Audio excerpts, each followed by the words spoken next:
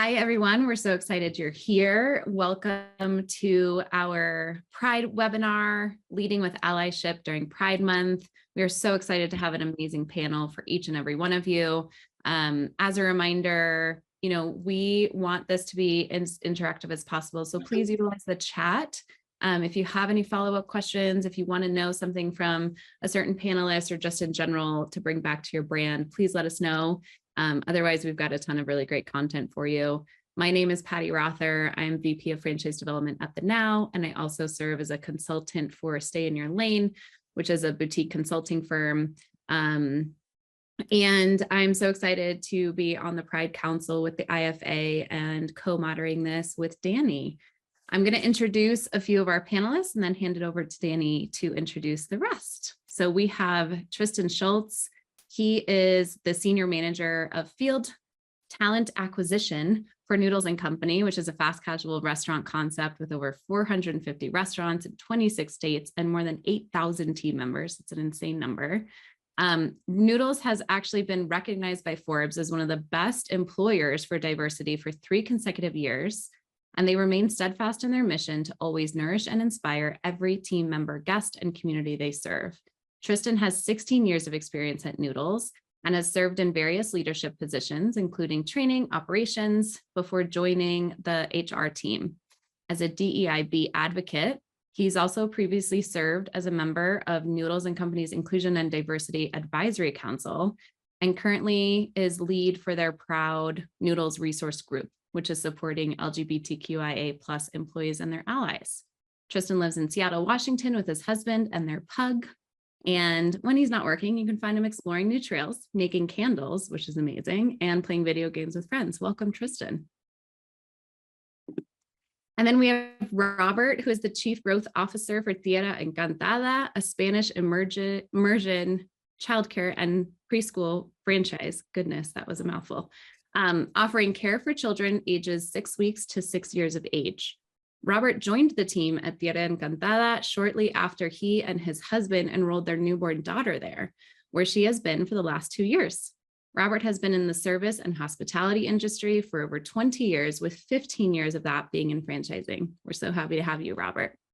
Thank Danny, you, Patty. hand it over to you to introduce yourself and the rest of our lovely panelists. Thank you, Patty, and welcome, Tristan and Robert. We are really excited to have you here. I'm Danny. For the past 4 years, I've been working with Driver's Seat as their Director of Marketing. I'm a chartered marketer designate, and like Patty, I also do some DEI consulting on the side, both in franchising and also with small localized businesses to help create more inclusive spaces. And it's something I'm very passionate about, which is how I got connected with Paul here, Paul, who runs our Pride Council, and got joined here to meet all these lovely folks and help host this webinar. First, I'm going to introduce Shayna. Shayna is the co-founder and CEO of Dog Drop, a venture-backed, women-founded startup building the next generation of dog care. Shayna lived and worked in China for over 3 years at early-stage tech startups before returning to Los Angeles. Dog Drop is a small footprint, convenient, and tech-enabled dog daycare.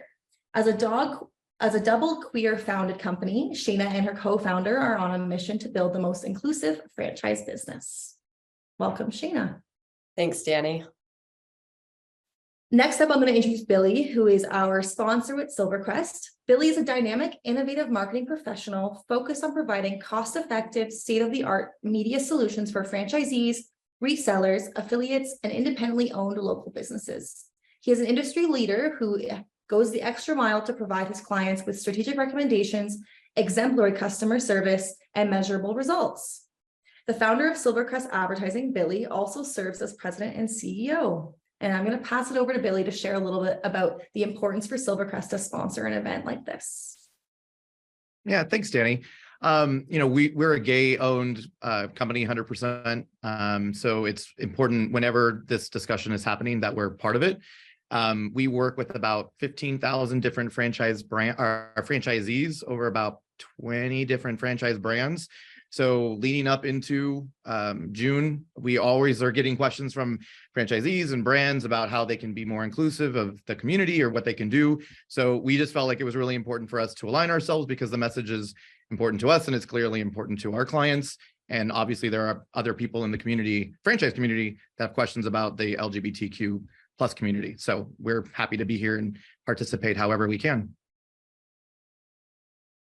Thank you for sharing that. And once again, thank you to Silvercrest for sponsoring this. First off, we're going to start off with questions that are general for the entire group, giving everyone a chance to share their lens. Everyone has very unique pieces of experience in different industries, so we're excited for each individual to provide a little bit about what they do and what they've learned. The first question we have is, can you share your personal experiences as an LGBTQ plus individual in the franchising industry and how that has shaped your perspective on allyship? And I'm going to start this one with Tristan. Perfect. Thank you. In my role as an employee resource group lead, I had an amazing opportunity over the last year to meet with our franchise community, particularly as I was developing content for a panel that we were going to host. And so the panel was around parents of LGBTQ youth. And this general manager, I was meeting with them and learning about their coming out journey. And then I learned that they had a child as well who had their own coming out journey. And so part of that helped shape my perspective on allyship was the fact that when we hosted that panel, all of their leaders, their colleagues, as well as some of their restaurant workers were all on that call to support them. And so what that showed me was there's a lot of great folks out there with great intentions and a lot of great movement towards showing up for our community. And so that I wanted to maximize on and help in my own journey on how do I bring that forward? How do I give those people resources, help educate for them to be the best ally they can? And then just as I look at my own journey, I'm an ally within my own community. And so, you know, I'm gay, but I'm also an ally to the trans community. And so how do I amplify their voices in our messaging and also bring them to the table when we're making decision making, particularly around this community? Great. Sheena, how did it shape your perspective on allyship?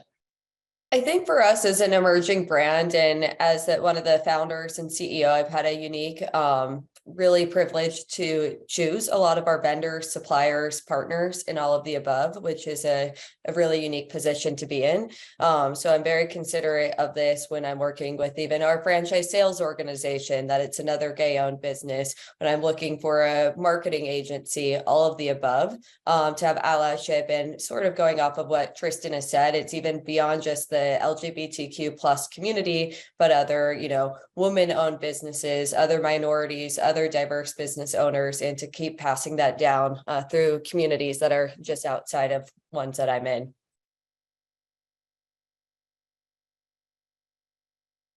And you, Robert?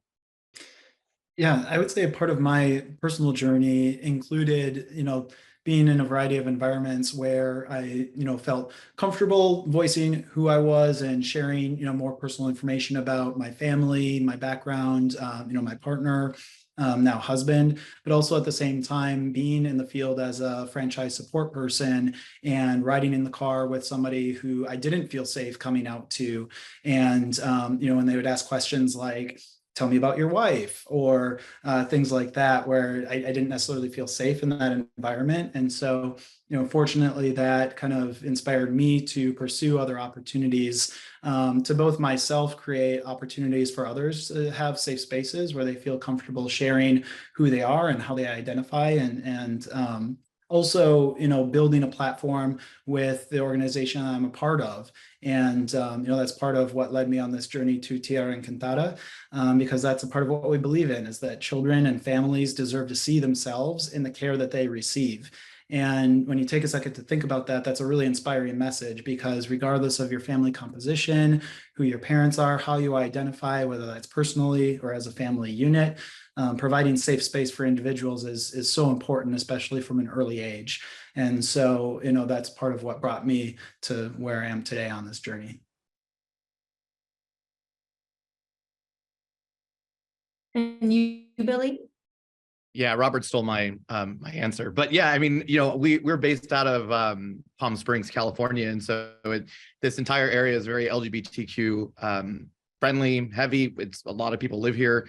And so being in an environment where you do feel very comfortable sharing who you are, talking about your partner, talking about what you did on the weekend, all of that sort of stuff, you just kind of become it becomes very normalized to you. And then when you are outside of that area and you do feel uncomfortable, maybe not wanting to share as much about, your partner, your personal life, it kind of reinforces the fact that there's such a necessity to help make it normalized for everyone. So you're not feeling uncomfortable. They're not feeling uncomfortable when you're answering truthfully, and they might look at you funny. So that just kind of helped reinforce the fact that there was such a necessity to be part of something that was driving that conversation forward. I'd love to hear from each of you. What is your company currently doing for Pride Month or has done for Pride Month in the past? And specifically, obviously, for the LGBTQ plus community around that. I know I've heard from each of you some really inspiring stories around this, but just to give examples to everyone here, Robert, I'd love to start with you and just your story about sponsoring Pride Fest and how that all came about for you all. Yeah, it's an incredible opportunity. We're very grateful to be able to support our Twin Cities Pride organization here in Minneapolis. And for us, what that opportunity looks like is that organization came to us and said, we want to create a safe space for youth and children and families within the festival that happens during June each year. They have over 400,000 attendees. And the festival in Loring Park is a very popular venue, very well attended, but at the same time, historically, there hasn't been, a space specifically designated for families or youth. And so we're partnering with the Twin Cities Pride organization this year to create a family zone at the festival where families will have an area to just, pull up on the grass and relax, do activities, coloring sheets, crafts, things like that to engage in the message of Pride, which is, part diversity and inclusion and making sure that everybody feels welcome. So we're not only sponsoring, but helping to facilitate and create that space where everybody feels welcome and, can just come and have a great time with their family and friends. So we're very, very excited about that. I love that. And I love how perfectly on brand it is for you all as well, to be able to not just sponsor and throw money at a Pride event, but also really create inclusive spaces, which is what you all are trying to do nationwide. So I love that. Shayna, you had a really cool way that you all are integrating into Pride this month or next month. Tell everybody what you all are doing.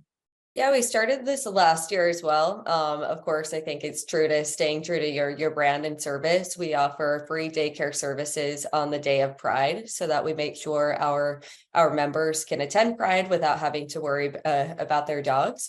But throughout that, we as well celebrate all month long and hopefully all year long. And it really starts from celebrating our employees. So over 50% of our employees identify as LGBTQ plus.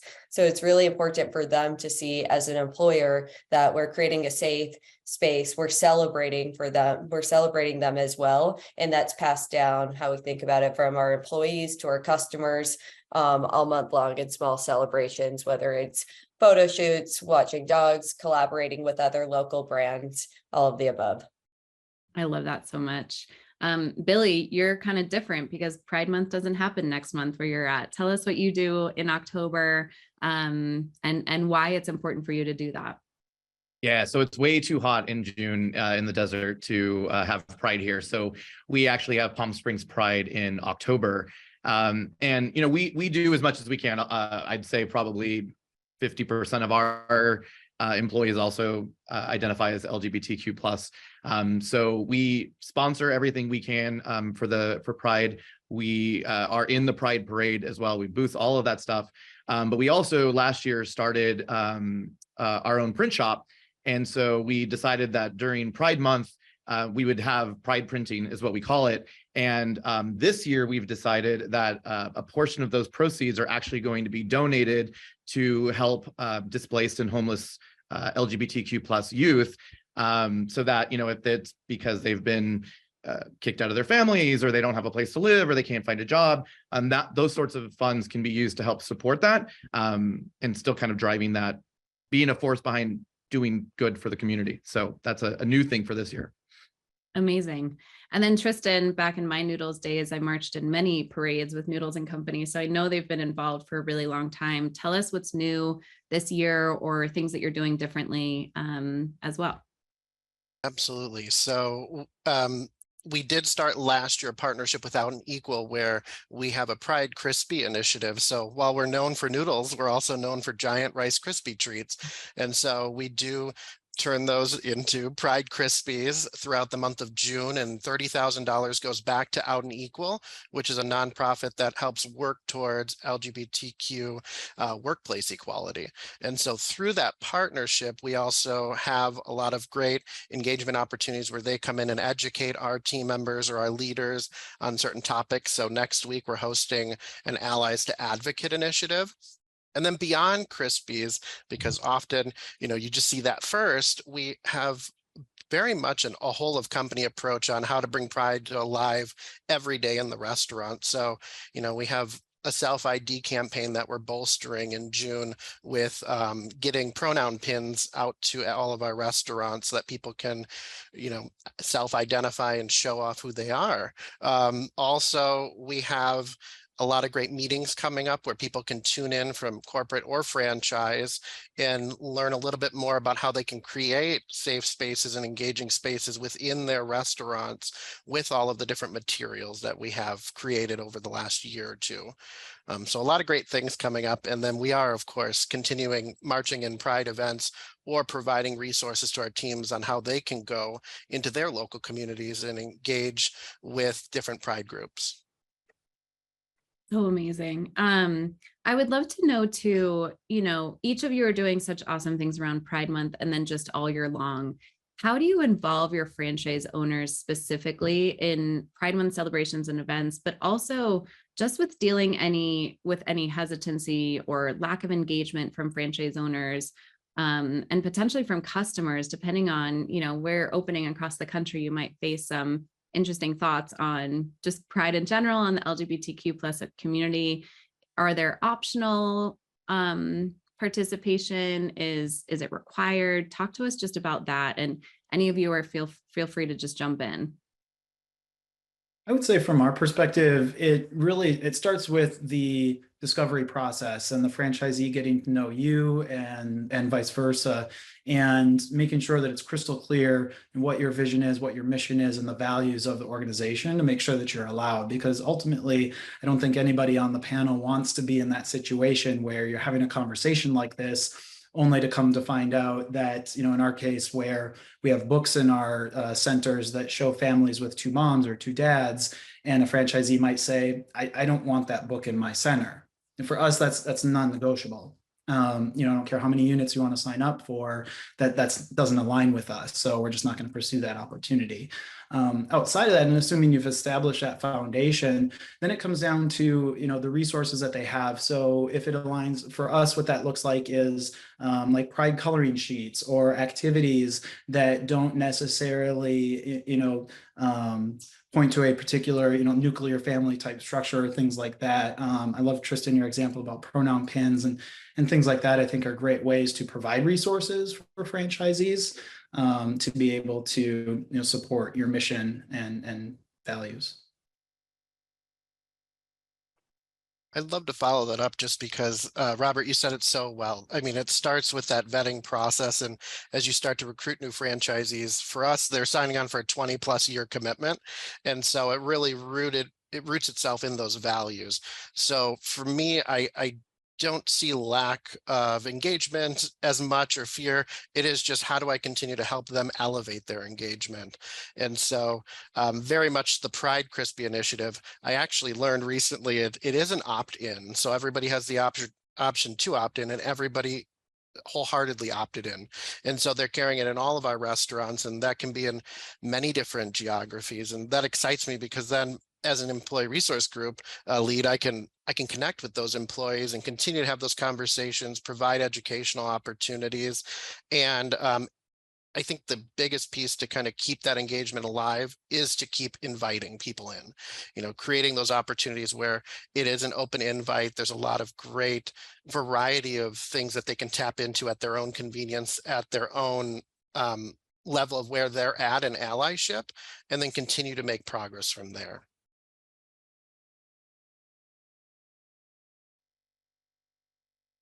I think we might have lost Danny, so I'm going to jump in. For those of you who do have the robust programming or have gotten kind of a process in place, what was the process of getting there, and how did your company go about it for those who are thinking about getting this started in their franchise and with their teams?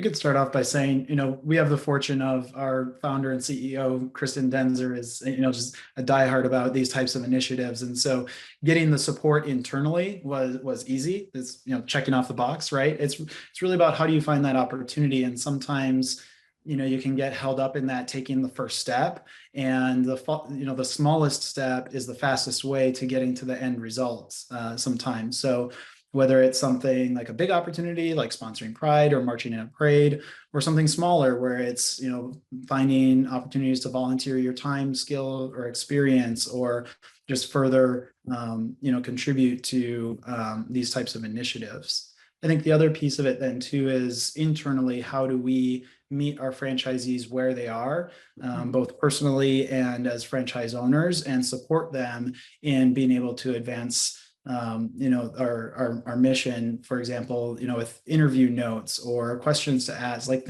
resources that also tie back to making sure that you're creating an inclusive environment, making sure everybody feels welcome.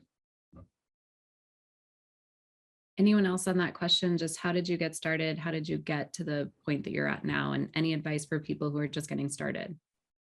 Yeah, I can definitely chime in here, because we have what I would view as a more robust than we have in the past. And so it is definitely a grow process. It's a definite, start by listening to the folks on your team and within your organization. So we started with listening forums, which I was very happy to attend and share a lot of feedback, but also a lot of solutions. And so from that came a lot of new benefits, came a lot of new content for the organization, but then we evolved it into an IND advisory council.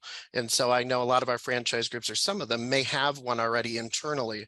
And so gathering folks who are passionate about this subject, but also may have different perspectives together to help you kind of navigate this journey.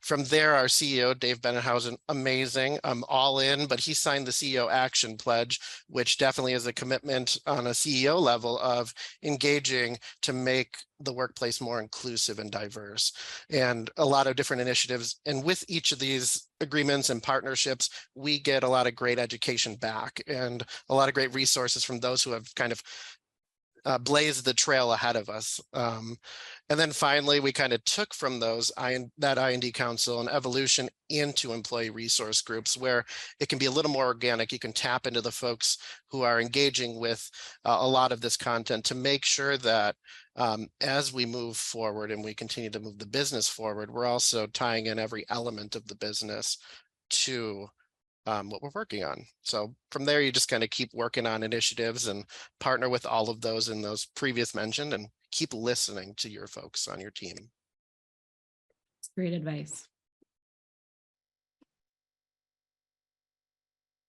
Danny, do you want to jump into the next question? Absolutely. Thank you, Patty. I apologize for hopping up there for a second. So it's really important that we're talking about Pride Month, but what can we do year round, and what can companies that are listening in do year round that creates more inclusive and diverse spaces? It encourages more diverse recruiting, as important as it is. And we obviously are having this conversation with Pride coming up, but we want to build more sustainable and long-term programs that really showcase about what you can do all of the time to foster a safe and inclusive environment for both employees, clients, and franchisees. I'd love to pass this one to Shayna. We can hear a little bit more about what they're doing at Top, or even what you've seen that you really love, or other ideas that you have appreciated because you work with lots of diverse companies. Sure. Thanks, Danny. I think, as you mentioned, it begins at the recruitment stage, right? So it does, I'll be honest, it does take extra effort to go out and to make an effort to find, diverse candidates. They're not the first, they're not the easiest, it's not the quickest. And I think for myself and my co-founder, that's something we've had to dedicate ourselves to really make that commitment.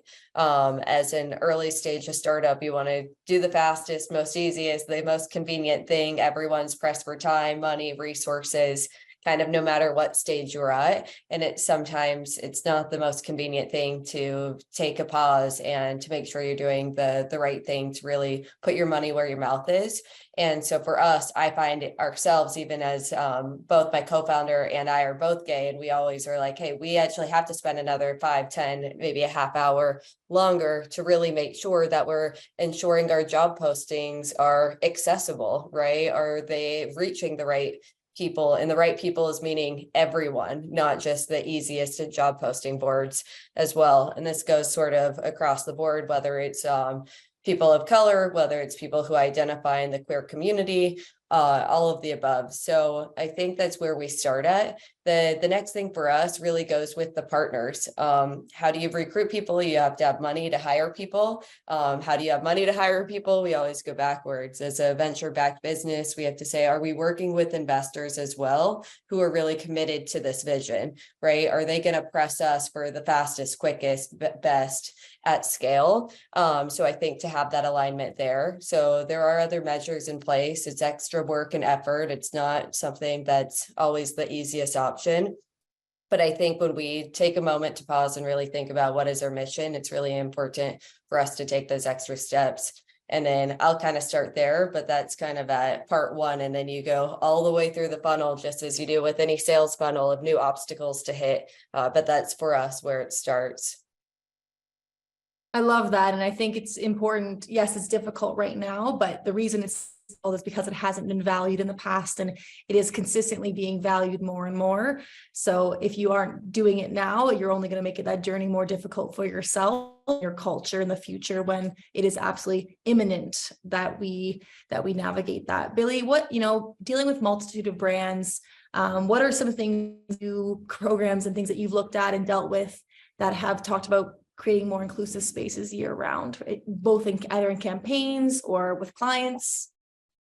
Yeah, I mean, we always try to help be that voice, right? So we have brands who, and I'll talk about this a little later, I think, but we have brands who want to include LGBTQ plus type of models or actors or anything inside their in their ads and photo shoots and all of that stuff. And so I think, brands that are actually doing that and really trying to do that year round is a great way to kind of help keep that going throughout the year outside of just Pride Month. Thank you. We're now going to move to our section where we talk to a little bit more pointed questions. So, Kristen, this one's specifically for you. Can you explain the concept of pinkwashing and its potential negative impact on the LGBTQ plus community Pride Month?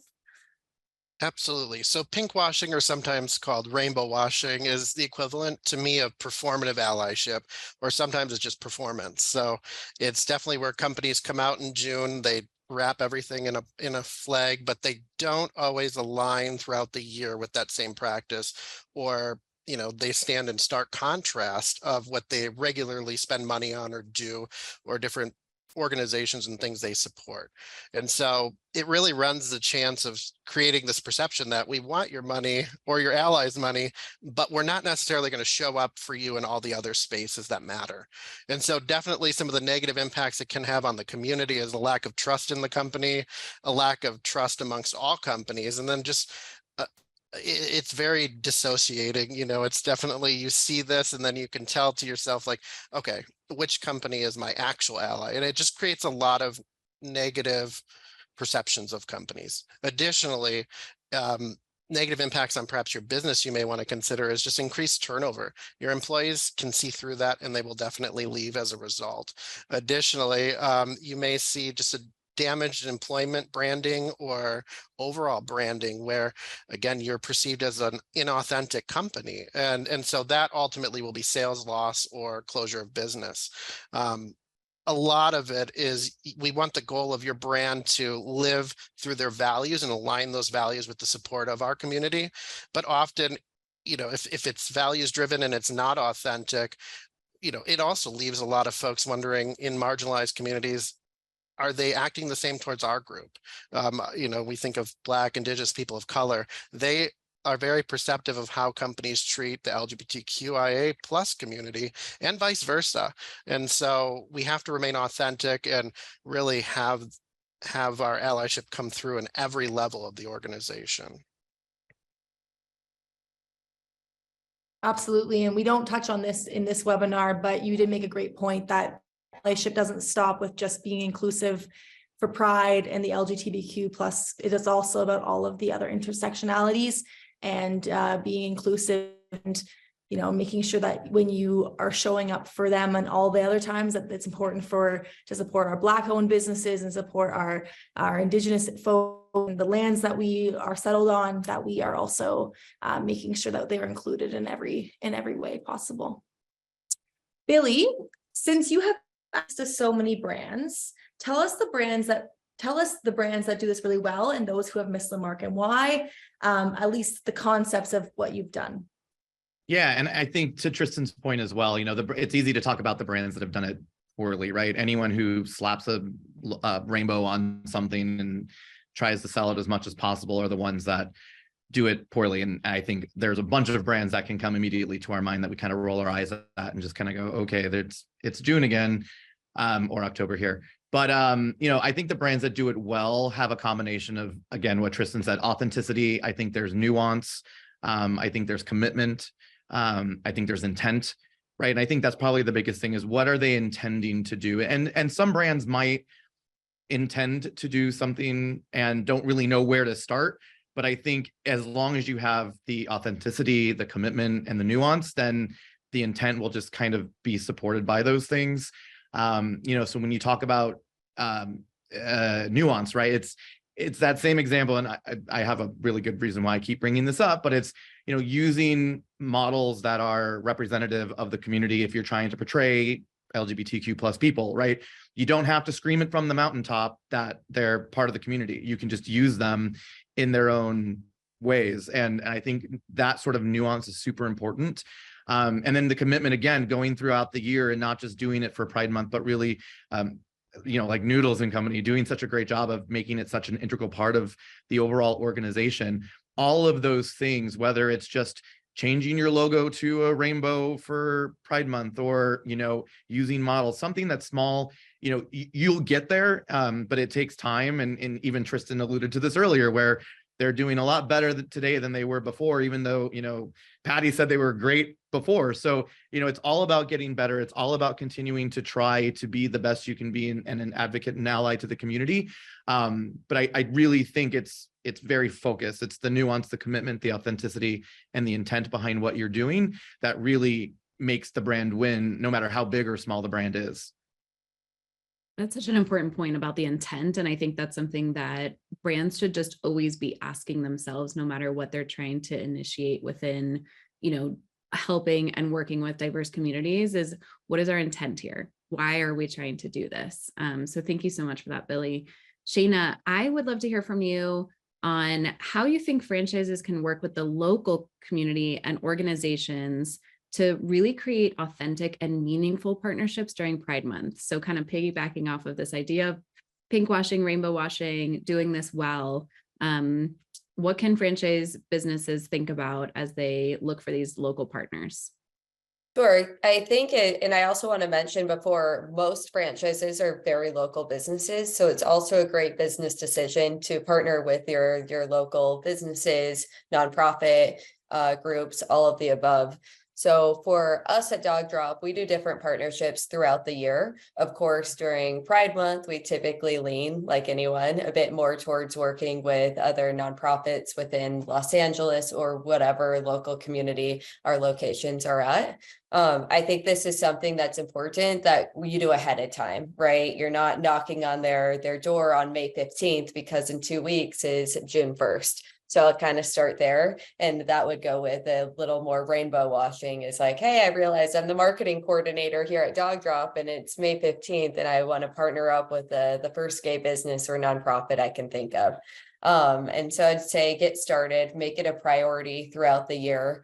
And then as well, see what you can do to give back to them. But also it's a two-way street, right? They could also help build your business. For most things, when we're partnering with people, we want to, increase their visibility, and whether that's from even, like I said, visibility, whether that's financial help, whether that's sending them customers.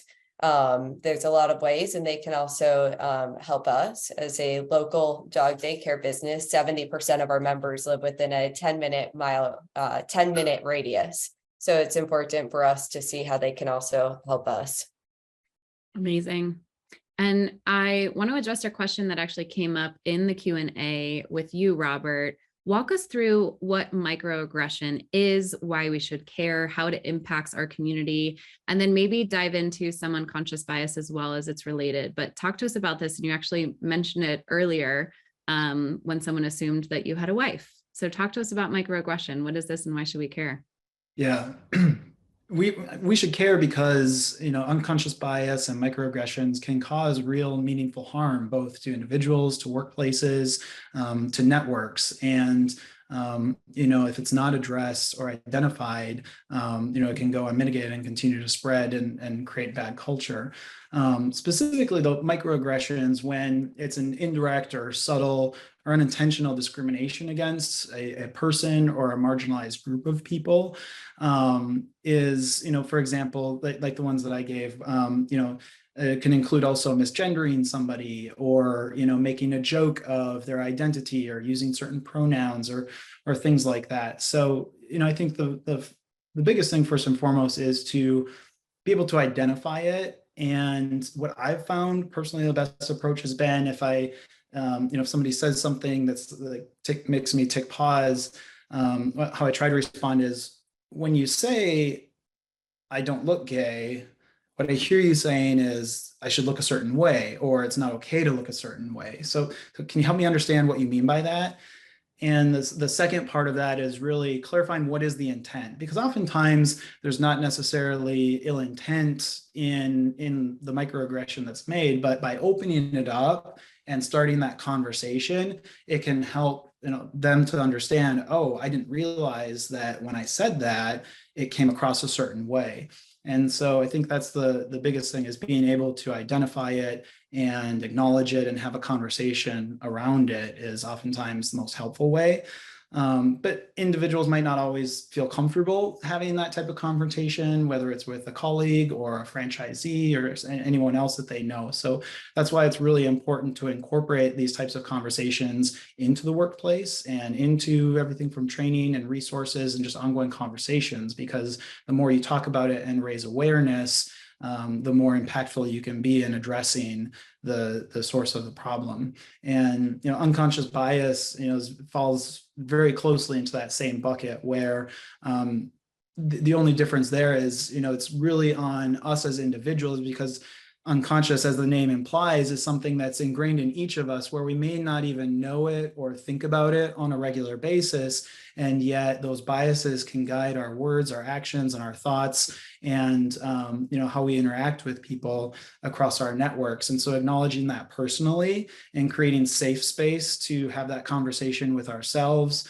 and with friends, families, and colleagues to say, these are the biases that we have, and it's important for us to be able to say that and identify it, because then that takes the path to the next step, which is educating around it. What are actionable, tangible, and meaningful things that we can do to address it? And be able to advocate then, not just for ourselves, but having overcome those unconscious biases, help to educate and advocate for others. Amazing. Thank you. Thanks for that, Robert. I did want to add too, we had this conversation when the group of us met prior to this meeting, talking about consent and asking to folks about their personal lives and creating safe spaces where, everyone can respectfully not participate in sharing about their personal lives if they choose not to. Everyone on this call, thank you to each of you because you are openly out sharing about your personal experiences and things that you've navigated. And I've been out for 10 years and there's not a single day I don't have to, well, there's more days than not that I have to discuss it or disclose it. And it's not always the easiest thing to have to do. And you often comes in microaggressions. So if you don't have an HR program that is a safe way for someone to address this or to discuss or talk about it, because it's not always easy to have to handle it with the person directly who's potentially saying it. And often they can be in superior positions than you. And it's good from the top down to create a culture where the people, your leadership understand what these words mean. And even if they're making the mistakes themselves, they're open to the accountability of change. And that's where it begins. And then from there, building an HR program allows people to discuss it safely and comfortably and not feel at risk that their role will be misplaced, and giving everyone a chance to just be better, because that's what all of us are constantly working to do. I'm going to go to Billy next. So for who don't celebrate this at the ZOR level, but have franchisors or franchise owners who want assets, what are the best ways to manage this? Yeah, so a lot of brands have a digital asset management system. If you don't, I would recommend looking at it because it saves you a lot of time. But that's really the way is understanding, hearing that there's a need in any of the communities, local, like where the franchisees are, and then making those assets available to them. And in my experience, the brands that do participate in any sort of Pride months and put these creative assets up for brands, they don't require them to do it. It's not enforced, but it is something that's optional. And the franchisees that do have access to it love it. And they take it and run with it and do whatever they need to do with it. And they feel seen and supported, even if they're not part of the LGBTQ plus community. They're there because they want to support the community itself. So being able to give them those assets is super, super important. And then the benefit to the franchisor is the brand integrity and brand consistency is being maintained. So you don't have, franchisees that are not getting what they need, and they're going out and creating these other things. And then, you're like, well, why is my logo rainbow colored when it shouldn't have been rainbow colored, but we did give you assets that was on brand. So, it helps build that relationship with the franchisee. It's good for everybody. So using digital asset management to distribute those assets down to the franchisee level is always the best way to go about doing that. Are there any certain types of assets that you see being requested more than others? It's everything. It's business cards all the way up to window clings, yard signs, feather flags. I mean, whatever you can, whatever they're using during the normal times of the year, those things are adjusted just like they would be adjusted for springtime or Valentine's Day or anything else, right? That creative is getting refreshed for other sorts of holidays or events or times of year, or however you want to describe it. And so those same sorts of assets just get refreshed and uploaded for the local franchisees to use. So yeah, everything. Absolutely.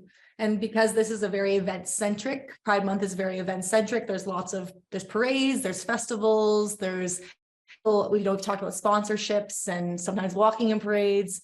Definitely good for those folks to have assets to be able to participate locally with their event content. Yep. And Tristan, I'd love to jump back over to you just from an HR recruiting standpoint. It's estimated that there's about 9 million LGBTQ plus folks in the United States. What kind of strategies can franchise brands use to tap into the diverse talent pool and ensure that their actual recruitment processes are truly inclusive? What would be some great tips that you could give the group? Absolutely. And what an exciting number to have 9 million folks, a vibrant, diverse community of folks as well, on top of just being part of our community, kind of cross-sectioning into others as well. So really keeping your strategy nimble and cross-sectional, looking at how you can reflect the individual in your outreach. And so adjust your strategy based on feedbacks that you're getting from candidates, that you're getting from your your employees, as well as industry trends. So really where I wanted to focus was 3 kind of buckets that I would say, if you're looking to be more inclusive in your outreach, this is an amazing talent pool to tap into. But first, representation matters. So people want to see themselves in your company. And so keep in mind that when you are trying to cast the widest net for talent, you really want to make sure your recruiting materials, or we call it collateral, they reflect the community that you're reaching out to, as well as speak to different community groups. I believe Shayna had mentioned this earlier. If there's a nonprofit or a local LGBTQ center within your community, that partnership would be very crucial, so that you can start reaching out to them, learn something about what candidates may be looking for, or conversely, they may have hiring events and things that you can tap into. But on top of seeing yourself in those materials, people want to see themselves in the benefits, in the perks. And so what's in it for them as they're looking at your brand? And can your folks on your team speak to the different needs that our community have within your benefits?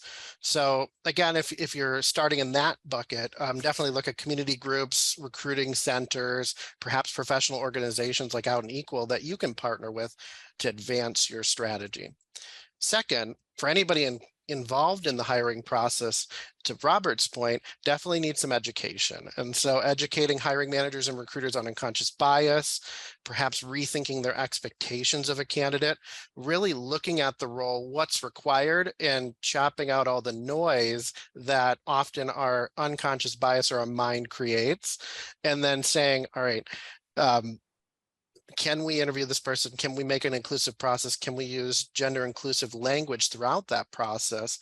And then again, being able to speak to some of those accomplishments your organization has made for the LGBTQ community, or the benefits that your organization offers someone in that community. Like, for example, if I were to join another company, which I would not, I'm really proud that we offer parental leave that includes paternity and maternity leave. So regardless, it's 6 paid weeks on top of some other added benefits that you can dig into. And so that paternity leave really excites folks, and maternity leave, so that you can speak to whatever their experience is and tell them, hey, you can see yourself here and supported.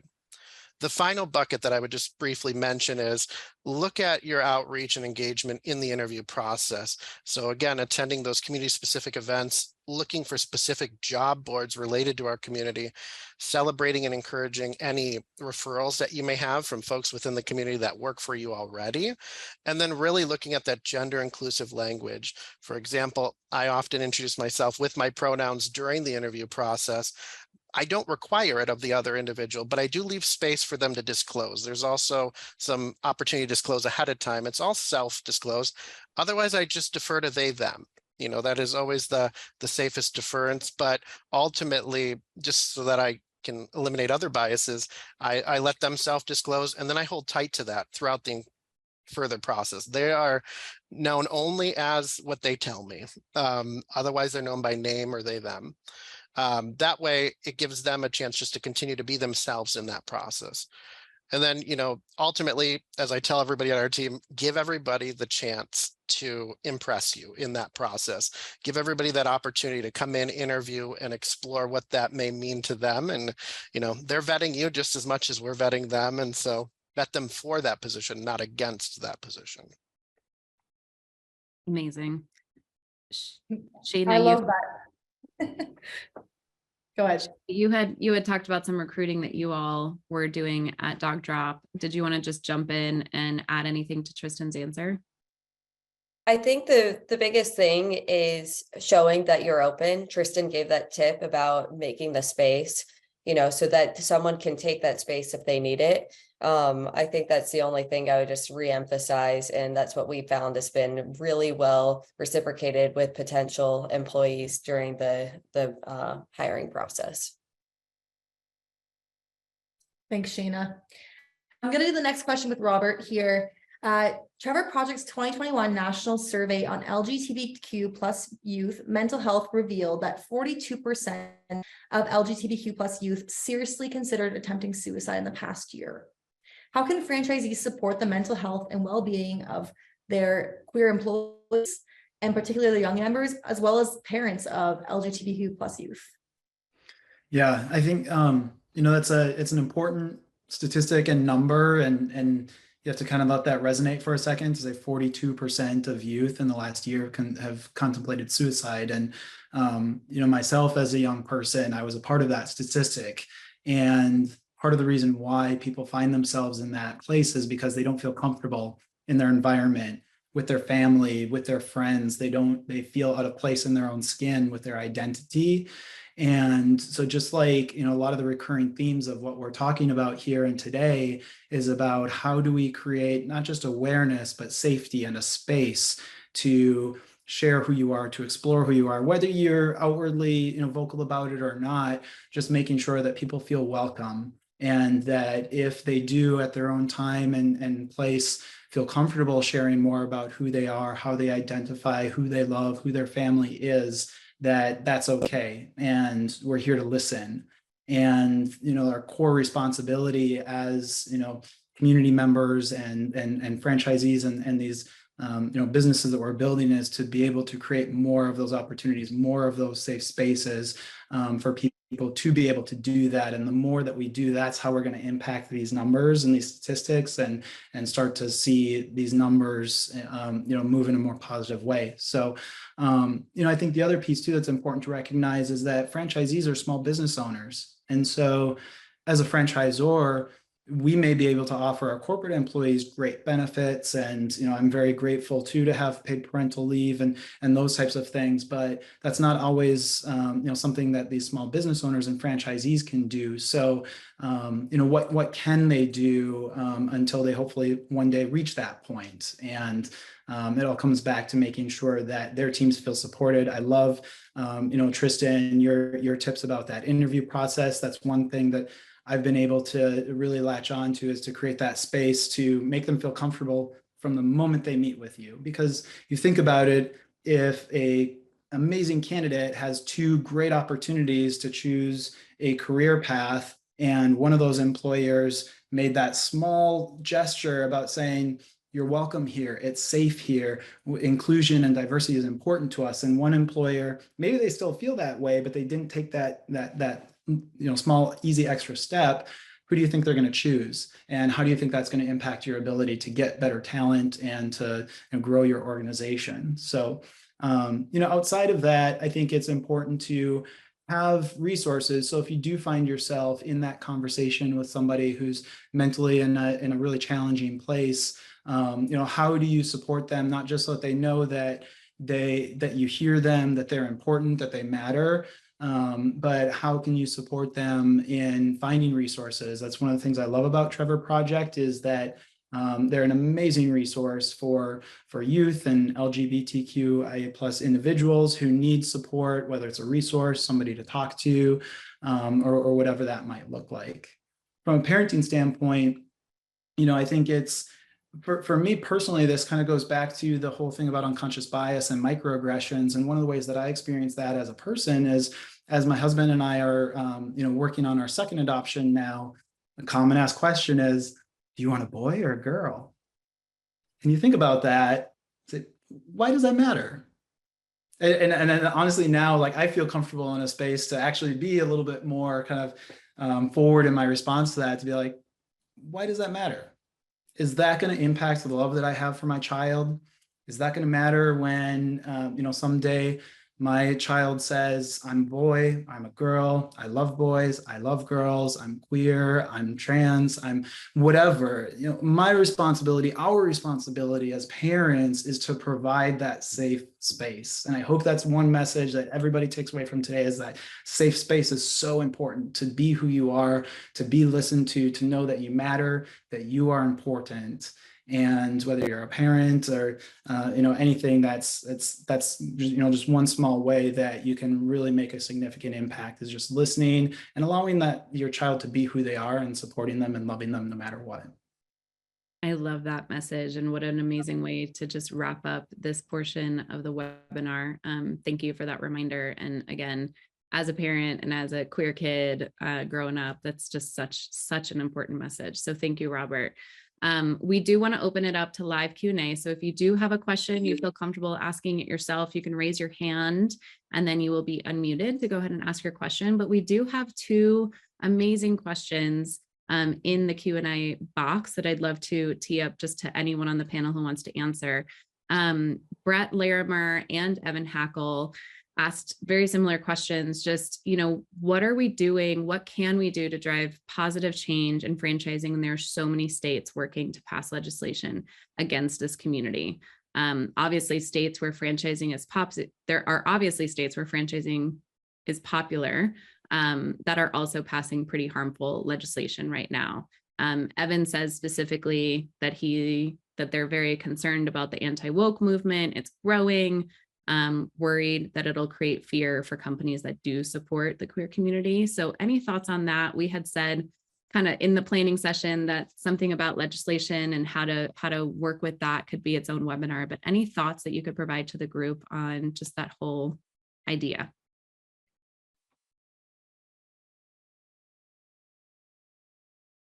Any of you feel free to jump in. We know it's a complicated question. Go ahead. No, I was to say, we know it's a complicated question, and there's not one right answer on how to navigate it, for sure. I live in Canada, so I don't have as much of a perspective on this. We do have American franchisees, but our mission and our vision is pretty clear. So like you said, in the recruitment process, you support them with that.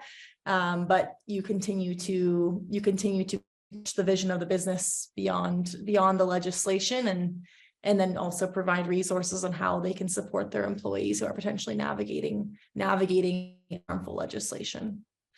Yeah, I would just add, especially as a franchisor on that side, how can we support our franchisees specifically with this to give them the tools? So I think that's something you could look into, your franchisor investing, help support, because every state is dealing with something, a different nuance, right? And so especially, I'm unfamiliar with Brett and who asked the question, so I'm not sure what side, if it's a Z or a ZOR. But as a franchisor, I find that it's part of my responsibility that I'd be able to help support my franchisee and in whatever means possible. Yeah, I think with something to add there, it's not just the actual laws and just the stress associated with all of that. That in itself comes with its own mental health problems and fear, and then the risk of, okay, now their business is going to be at risk because of some of these changes. What does that mean? And that supporting your franchisees while navigating that is pertinent. Yeah. And I think because every place is so different, that there's not a blanket statement as well, because safety is probably at mind with this. So I think it'd be irresponsible to provide one recommendation that could end up not being safe for someone, their business, their employees. So I would look at it as a neighborhood by neighborhood, state by state issue. And I think this is one of the areas too where awareness is key, and it's happening all over the country right now. And one franchisee in one state might not be able to do anything about it, but if as a franchisor you're able to at least raise awareness and say, this is what's happening in your state, this is how we feel about this is how it goes against our values and our principles, from these types of issues, it's being used as a political issue to drive certain agendas, and like you said, that can be a whole other session.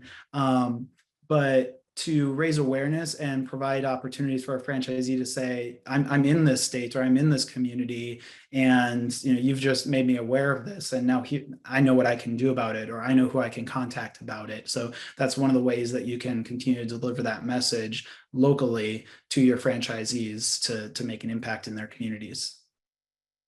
And we do have a really interesting follow-up question from Rachel. How can we leverage the companies and franchisors that are supporting the LGBTQ plus community? How can we leverage that to counter some of these anti-queer legislation, particularly at the local level? Any thoughts on that, Billy or Tristan, or anyone who's actually done some of this? I mean, that's why we have the IFA, right? Like, we should be able to have them help us, and so taking advantage of those brands that are part of the IFA, and there are representation. So being able to lean into them to help represent us and support our community, I think, is super, super important. And I mean, that's the first thing that comes to my mind, is I would, focus on that. Tristan, any thoughts? Yeah, Locations. Yeah, we have a lot of locations. I think, again, it starts with clinging to your values and starting by leading value first and making sure that you are still crafting those safe spaces, because you do control the space where you're building a restaurant holds. And so, again, it starts with those values. It starts with the benefits. It starts with the inclusive language and making people feel like they're welcome within your business. And then, we also, and this is more on the corporate side, we have great mental health resources. We have a lot of great examples within different insurances and things like that help address different needs that people come up with. And we have an amazing benefits team. But for our franchise community, we're always a resource. So again, providing those opportunities to come in and learn some of those best practices, come in and be part of the conversation on how the company navigates forward, and then ultimately celebrate the wins within those franchise communities. Often, again, representation in those states matter. And so creating that safe space is the starting point of just being a beacon of hope against some of that legislation. Tristan. Thank you to each of you for your participation today and for sharing some of your stories and some advice. And we look forward to having some more of these dialogues. And of course, everyone's name is listed here, and please feel free to connect with them on LinkedIn and stay connected with their businesses and support them. And we do have a document that's going to be coming up following this session that's going to give you some more information, share some of the definitions that we talked about today, and provide resources that might be useful for you to create your own HR packets, or even just self-educate ongoing. Happy pre-Pride, everybody, and thanks again for coming.